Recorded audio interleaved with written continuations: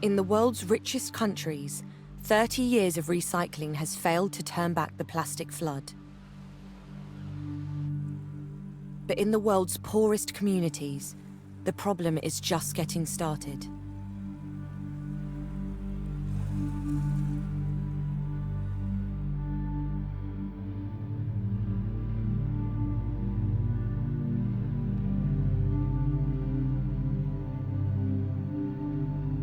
Ya, kalau pohon ini bisa bicara ya, dia pastinya sekarang sudah menangis.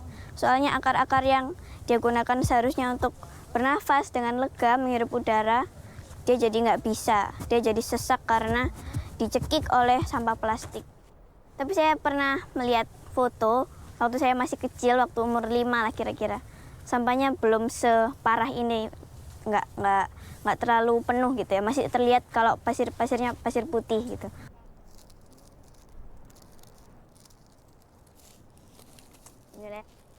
Here in Indonesia, there is no widespread recycling or waste management system.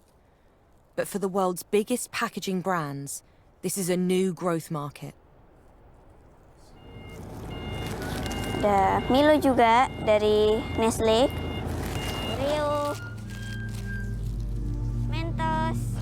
Activists like Nina are left to try and clean up the mess. It's a losing battle. Global plastic production is due to double in the next 20 years.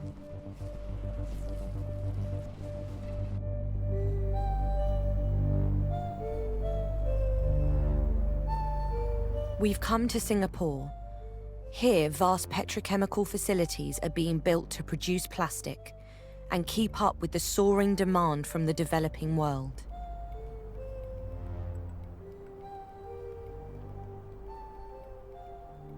You're looking at estimates of $400 billion going into new capacity for plastics making factories around the world. And that's going to result in a doubling of plastic production over the next 20 years. By 2050, 20% of all oil will be used to make plastic. And without serious intervention, you're looking at a quadrupling of plastic pollution over that time frame. So if you're living in one of these countries and you're already dealing with this tsunami of plastic waste, it's going to get a lot worse. But the plastics industry has come together with a plan to solve plastic waste in poor communities for good. There are nearly 30 companies that currently make up the Alliance, and that number is growing as we speak. Those companies cover the globe and represent every part of the plastics value chain. So I'm very happy to announce today the formation of the Alliance to End Plastic Waste. We're ready to invest over $1.5 billion to identify projects and fund projects to really get at solving solutions. But what is the Alliance's plan to end plastic waste? Once again, it's recycling. We've got to be able to find ways to collect it and then create a value stream that generates the revenue to make that a full circular system. Yeah. This alliance is dedicated to making that happen. There was a glitzy, expensive launch which was aired on National Geographic. $1.5 billion of investment to be made over 5 years, millions of tons of plastic waste to be diverted from the environment across more than 100 cities. I mean, these are massive promises by a coalition of huge companies. I think what emerged clearly from our investigation was that there was a chasm between what the Alliance had promised and what they delivered. The projects that they talk about are small community mom and pop type shops, recycling plastic into planks in the Philippines, litter picking projects that were collecting small amounts of plastic waste. You're talking 0.001% of the problem versus, some of the biggest companies in the world saying that they are going to end this crisis.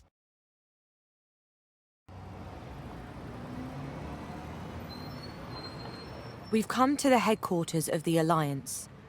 Are their ambitious promises for real, or are they greenwash? Are you still on target to deliver millions of tons of diverted plastic waste within the first 5 years, or is that a target you have abandoned now? No, indeed. I think the target to get to several million tons of plastic waste over a longer period of the Alliance's existence is absolutely a goal. Whether it's 5 years or whether it's a little bit longer, I think that's to be determined. And it's not just about the plastic waste diverted from the environment. It's ensuring that a circular economy is happening for that plastic. If we're anywhere close to producing a circular economy, then why is it that oil and gas companies, most of whom are your members, are predicting that their plastics production is going to be doubling in the next few decades? That just doesn't seem compatible with a world in which plastic material is going round and round in a circle. I mean, Sorry, I'm just going to jump in here. I think we agreed very early on that this, or at least the impression that we got was that this is not a pro-plastic or not kind of conversation. It was about the solution. It's a totally reasonable question that you guys are focusing on trying to create a circular economy, and most of your members are also saying that they're going to be producing more and more virgin plastic over the next few decades. Those two things are completely incompatible, and I'm curious as to how you square that circle. So, I mean, the production of plastic has been increasing over the decades, mirroring the growth in GDP and the growth in, I would say, the socioeconomic status of many communities around the world. And there is an increase in plastic production that's not incompatible with a circular economy. What we're aiming for is to improve the quality of post-consumer recyclates that can make their way into a circular economy and continue to be then part of the lifestyle that we all have.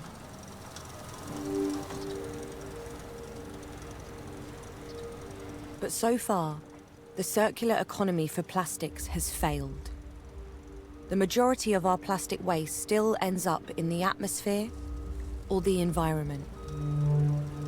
The consumer goods brands have promised us that recycling is key to solving the global plastic crisis. But for now, it seems, these promises are not worth the packets they're printed on.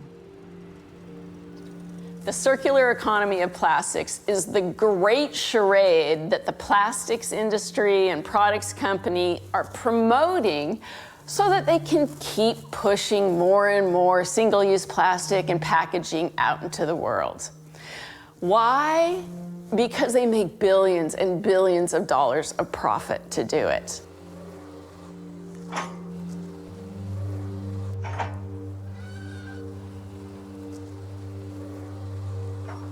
Soalnya sampah kemasan yang kita gunakan ini cuman kita gunakan beberapa menit gitu. Cuman kita pakai beberapa menit, bahkan beberapa detik. Terus saat kita buang sembarangan ke lingkungan, ia akan tetap hidup, ia akan tetap ada beratus-ratusan tahun.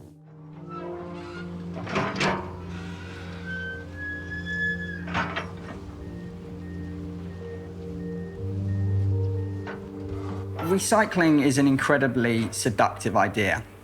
For the industry, it offers the perfect solution to continue producing more single-use plastic. And for the consumers, for us, it makes us feel good. We put the plastic, into a bin, and someone tells us technology will solve your problem. Go about your everyday life, continue, nothing needs to change. But at what cost?